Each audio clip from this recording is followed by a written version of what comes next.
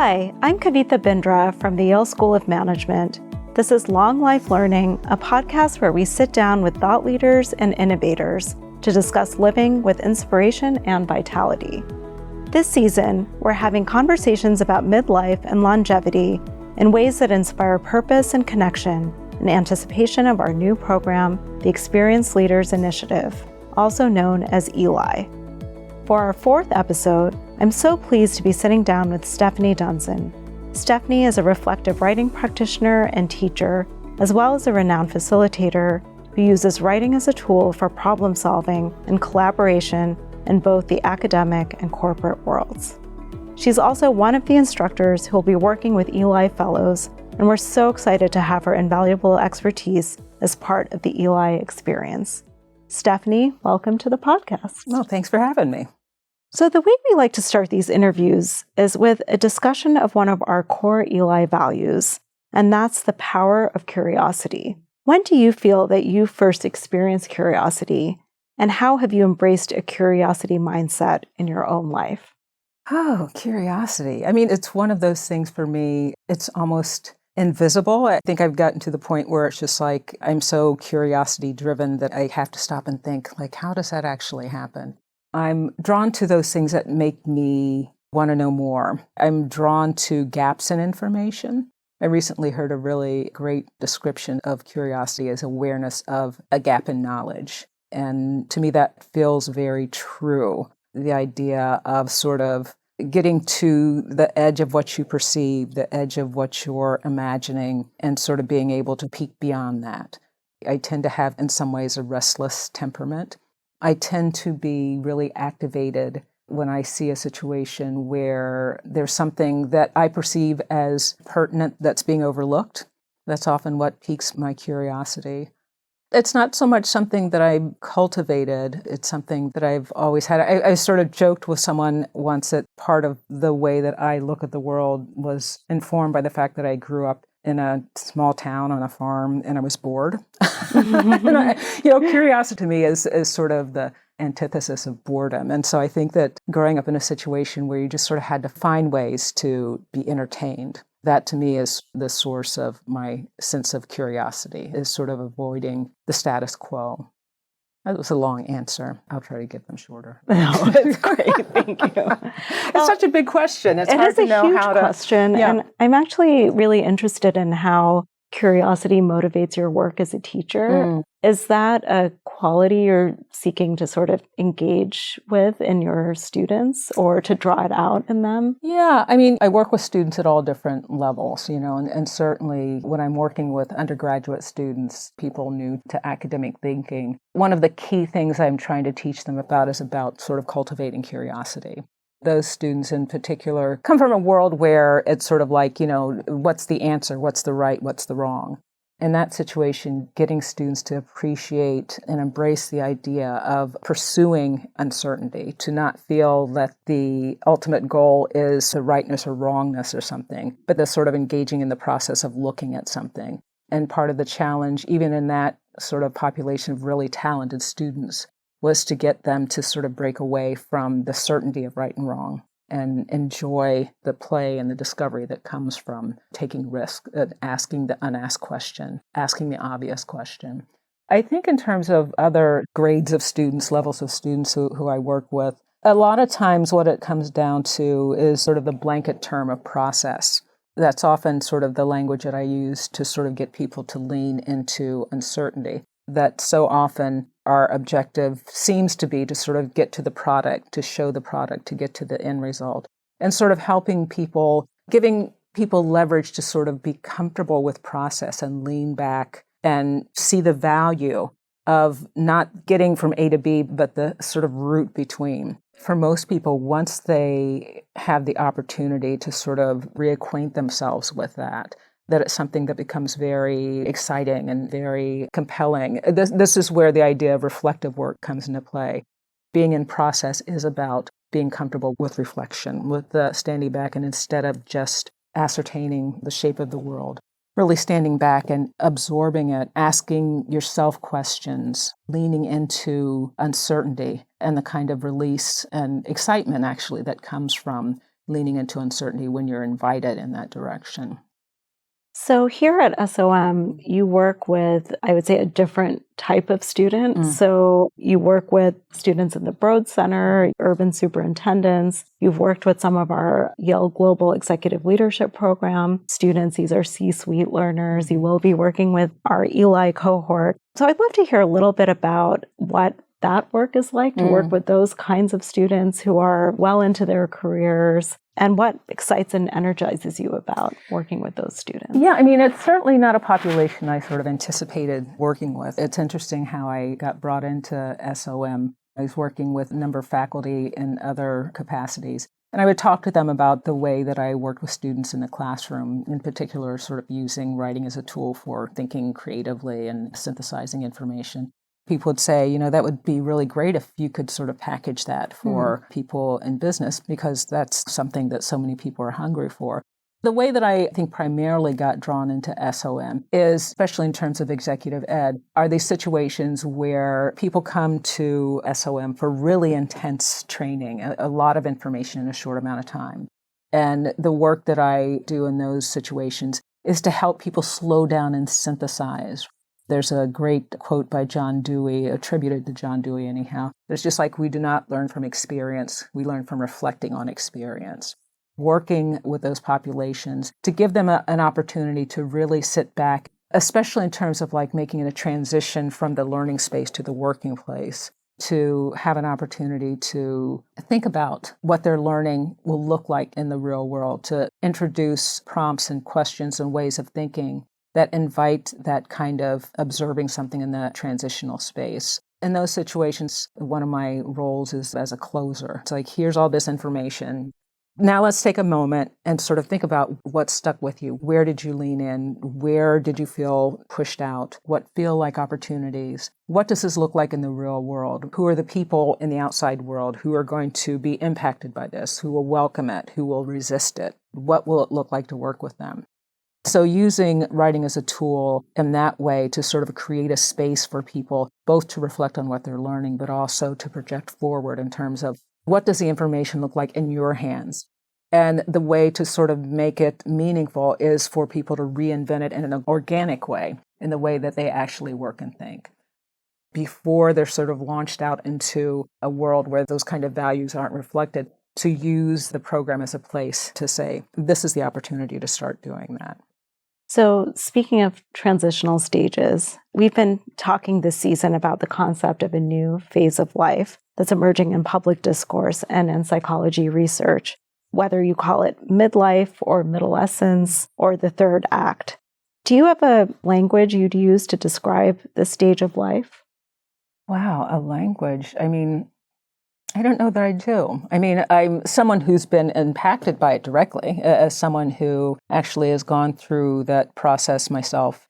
If I found a language, it'd be a language of continuity. It wouldn't be a language of shifting gears that feels too dramatic. I think it's sort of the continuation of an arc, right? A continued sense of development. To have gotten through one stage of your life or your work or your experience, and have that opportunity to reflect, and having the choice and the options and the wisdom that you didn't have earlier, to stand back and determine for yourself what's going to be a meaningful direction. How do you want to engage in the world? How can you serve the current questions and crises of the world? I don't have a specific language, but it's a life situation that feels very immediate to me.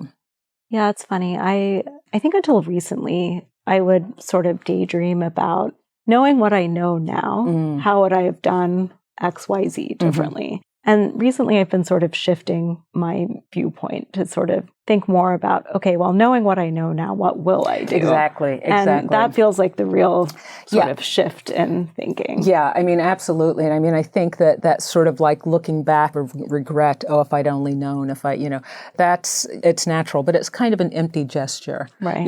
It's a sense that somehow there aren't choices, there aren't opportunities that still exist. And so we're always sort of looking back and trying to repair the things in the past. But I mean, I think there's a different kind of energy that comes from just like, well, of course, I didn't know then what I know now, but I know it now, and what do I want to do with it? The idea of society changing and not feeling like the direction that we need to go is just to sort of an endpoint and then we're done. How much wisdom, how much possibility is lost if we only think of it as a fast stop. But yeah, exactly what you're saying. It's just like, instead of saying, I wish I had done this differently, the idea of what do I want to do now? It feels like a much more sort of exciting, meaningful direction to go. Great. Well, I'd like to pivot a little to talking about the incredible work you do with writing. And you're a great believer in process writing, which you refer to as an act of self-discovery, transformation, and translating thought into action. For leaders who might not be familiar with it, what does process writing entail? Well, process writing, it's a term that comes from the world of rhetoric and composition. And it's often in those worlds called metacognitive writing. It's writing about what you were thinking as you were doing another piece of writing. So standing outside of a piece of writing that you've done and really sort of thinking about how your mind moved, how you went through the changes, not just sort of describing what you did. A good example of a kind of process question that I'll sometimes ask is to sort of present someone with an opportunity to write about something. They have to determine the direction of it. And then a metacognitive piece would be, what are some things that you thought about writing but you chose not to? And why did you choose not to? Once people can sort of have that inward look, there's a recognition of a whole sort of sub-conversation that's going on that often is an extremely rich area. I will often have a situation where I ask for people to write in two very different ways about something, and then ask for them to do a process piece to talk about the way that their relationship between their writing and their thinking shifted as they went between those things. Metacognition is a powerful piece for people to apply in a range of different kinds of contexts. Going through metacognition and this framework you just described, how have you seen writing help those you've worked with, especially those undertaking personal and professional transformations? Yeah, I mean, there are a lot of different ways. I mean, I think especially in terms of transformation, again, because it's so easy for us to be trained to think about product, just reacting to things. I mean, it's the way that we get things done in the real world. It can be extremely powerful for people to sort of open up this other landscape that exists for them. As I say, to sort of recognize the choices that they're making and also sort of recognize the truncated nature of the way that they're thinking.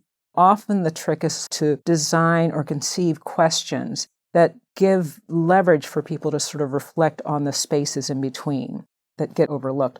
So the writing becomes a place to think about writing as a process, and you're not self-conscious at all about how it looks or whether it's spelled right or how it's structured.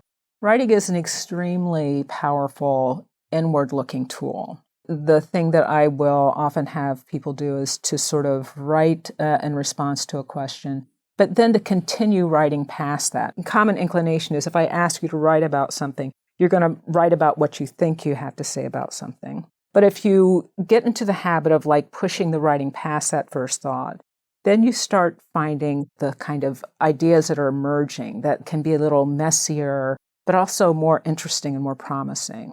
And so sort of activating people, that range of internal possibilities, the thing that you had to say that you didn't realize that you had to say. Writing is a really valuable place for that kind of introspection. The writing actually does become a vehicle for moving deeply, and it becomes a vehicle for recording the thinking. So the other powerful thing about working in this vein is that it allows you then to work with others. You can work in a collaborative context where people are very much building from their internal experience, but through sharing it, making their internal experience accessible to other people. I will sometimes tell people, if you present something that's written and it's completed, there's not really room for someone to get into it. But if you're writing and you're allowing it to be very porous and all over the place, even if it doesn't seem like it's, and no one else is going to understand this. When you actually read it to somebody else, there's a meaning that comes from it. Not just that, but because it's not complete, there's an interesting way that it gives people access to your thinking as the thinking is developing. So there's a different kind of collaboration that can happen around it. So in addition to writing being the tool for the introspection, it can also be a mechanism for bringing people together around new ideas. I love this idea, especially in this age of AI, where the writing is about the journey, not the product. I'd love to hear a little bit about some of the common mistakes and barriers you see process writers encounter and how they can overcome these challenges. Well, the first thing is to get people to sort of break free of expectations of what writing should look like. There's this concept, the composition specialist Peter Elbow talks about the editor on your shoulder. And it's the person, the sort of internalized sense of what you should and shouldn't do in writing. The thing that I tell people is that if you're someone who's making, a grocery list, and you stop to make sure that you spell something right, why? It's just like the sense of like there's someone in your head who is telling you it has to be spelled a particular way, it has to be structured in a particular way. You really have to completely evacuate any sense of commitment to standardized writing. The thing that I'm trying to get people to move toward is a relationship between thinking and writing that is much more akin to the way that we think about the relationship between thinking and speaking. Where if I have an idea in my head, I don't know what form it's going to take when I speak it, but I trust that if I just start talking, the meaning will come. And that's the kind of relationship between thinking and writing that has to happen, where it's just like, I don't know where this is going, but, I'm letting the writing move me forward. Usually that's the sort of sticking point, if there is a sticking point. The thing about process writing is that it's kind of ridiculously easy. Once people sort of get past that barrier, once people sort of relax into that, there's not a lot else that can go wrong. It can't be written wrong. It can't be directed wrong. I like to tell people it's just like lean into tangents, contradict yourself. The thing that can happen is that sometimes if you sort of go off on a tangent, what happens is surprisingly, that tangent leads you to some insight about the thing that you were originally writing about. So there's not a lot of ways to do it wrong. The only way to do it wrong is to feel like there's a right way to do it, to sort of resist the direction that the writing takes you. It's hard to do process writing wrong once you get past that. Thank you. So one of your many talents is as a facilitator. And we've spoken with past guests about the importance of an individual's sense of identity and journey, but we haven't gotten the chance to really unpack the importance of group identity. What can you share with us about your experience facilitating groups of people toward the fulfillment of shared objectives? Yeah. This is sort of getting back to what I was saying about people sharing what they've written, that if you give people an opportunity to write and explore something on their own, I'll ask for them first, when they get into usually small groups, to read what they've written, not to paraphrase it, but read it as it's written off the page. It's also a lot more efficient. It takes people less time to read what they've written than to paraphrase what they feel like they've written. That's powerful in the way that the sort of porousness and unfinished nature of the writing brings the listeners together. But the other sort of component of it is that I'll ask for everyone in the group to read what they've written first before having any discussion. And there are a couple of reasons for this. One is that if you ask for people to discuss a topic, the person who speaks first, consciously or not, is usually the one who dictates the direction of the conversation. People sort of gravitate toward that. But that oversteps all of the other possibilities that people in the group would have had. So to have everyone read what they've written first allows the group to sort of entertain the whole range of possibilities before any discussion. It also democratizes the process, right? So it's not that there's one voice that leads a discussion. It gives an opportunity for everyone in the group to sort of be part of the process. And it really levels the playing field between those sort of like extroverts and introverts, the fast processors and the slow processors.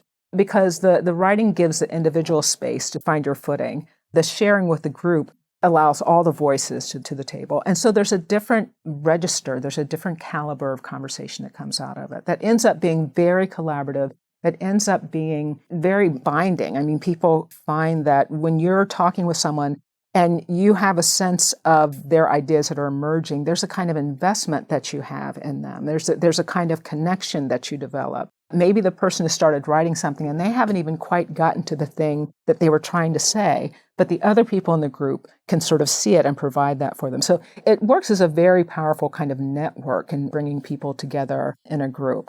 It's one of the things that I really enjoy seeing most in the work that I'm doing is a way that sort of seemingly solitary practice of writing, and especially reflective writing, actually can be so instrumental in bringing people together to collaborate and really support one another in substantial ways. It's really interesting. It seems like that kind of exercise allows people to become more vulnerable. It's a way of creating vulnerability versus creating a space in which they can be vulnerable and then writing. So that's really interesting that you use that as a tool to create that space that they can feel safe and open with each other. And I mean, the trick of developing the prompts is to develop prompts that really privilege those vulnerable spaces, where the thing that's being asked for is the uncertainty, getting people to sort of lean into the thing that's confounding to them, to see that as an opportunity. It's a really powerful practice. Writing can be so transformative in the kind of group environment. And it's not like it has to be vulnerability where it's just like you're exposed, but it's just like permission to not know, permission to lean into the thing that is evading you, permission to speculate, permission to imagine, permission for a thought to be incomplete. I think that's something that people find really gratifying and grounding in a weird way. So it is a sense of like, maybe I'm sort of exposing what I don't know, but it doesn't feel like exposure. It feels like commitment to the group. It feels like a thing that is bringing people together in a way that feels like a strong bond as opposed to sort of feeling, exposed in a group. So you have a book that's coming out, Group Thinking, Helping Smart People to Be Smarter Together. Is there anything from the book that you think would be particularly helpful for Eli Fellows and others approaching major life milestones? The interesting thing about that book is that it's now going through some major rethinking and revision, in part because of the work that I've been doing at SOM, where the thing that often happens after I've worked with people is they want some direction on how to cultivate reflective writing in their own life, right? Like, what should that look like? And because of that, we've done rethinking about sort of how the book is going to be framed. Initially, it was going to be a hard lean into the group dynamic. But now the realization is that once people use it in a group context, they're more and more interested in how to activate it in their individual lives. It's not going to be called group thinking anymore. I'm not sure at this point what it's going to be. But I mean, if I were to think about sort of the book as it was originally conceived, it is that sense of what we were talking about before, that role of writing as something that can bring people together, a way for people to be collaboratively innovative, a way for people to invest in not just one another's product or admiring of one another's product, but actually involved and invested in one another's process.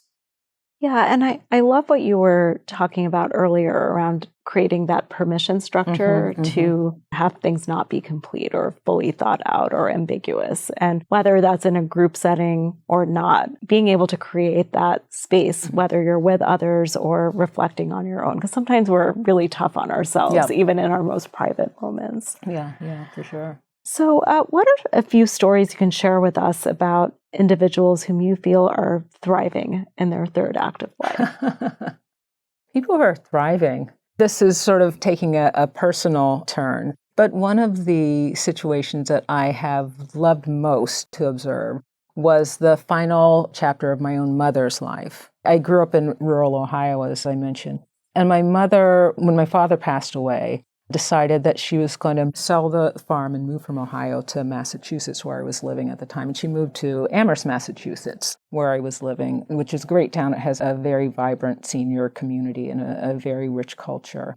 This woman who in her 60s was of a generation where, she was used to her husband making all of the decisions, making the decision herself to leave the place where she had grown up, where her family and friends were, to strike out completely on her own in a new place was something I was so proud of her for. And the way that she really thrived in the years, and that she got to do things that she hadn't done before.